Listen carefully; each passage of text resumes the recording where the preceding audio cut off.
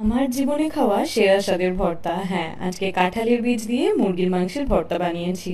চলো কিভাবে বানালাম দেখে নিই। প্রথমে কাঁঠালের বীজে সাদা খোসাটা সরিয়ে দিয়ে এইরকম অবস্থাতে নুন দিয়ে সেদ্ধ করে নেব।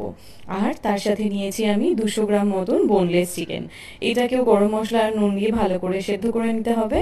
এইবার সর্ষের তেলের মধ্যে 8-10 কোয়া রসুন, 4-5টা শুকনো লঙ্কা সব দিয়ে বেশ লাল লাল করে ভেজে এটাকে তুলে রাখবো। অন্যদিকে সেদ্ধ চিকেনটা হালকা করে ছাড়িয়ে রাখবো। আর যে কাঁঠালের বীজটা সেদ্ধ করে রেখেছিলাম সেটা, সাথে শুকনো লঙ্কা রসুন সব আলাদা আলাদা করে বেটে নেবো।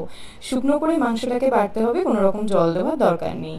এবারে সর্ষের তেলের মধ্যে দুটো বড় সাইজের কুচনো পেঁয়াজ দিয়ে সেটাকে ভেজে নেব। একটু লাল লাল হয়ে নরম হয়ে এলে দিয়ে দেবো তার মধ্যে বেশ খানিকটা চেরা কাঁচা লঙ্কা। তারপর দিয়ে দেবো একটা টমেটো যেটা আমি গ্রেট করে রেখেছিলাম।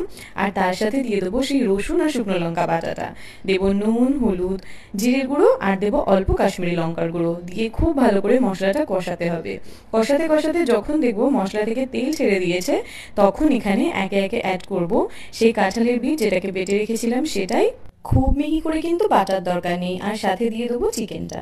জাস্ট 2 থেকে 3 মিনিট একটু ভাজা ভাজা করে নিতে হবে মশলার সাথে, তাহলেই রেডি আমাদের কাঁঠালের বীজ দিয়ে মুরগির মাংসের ভর্তা।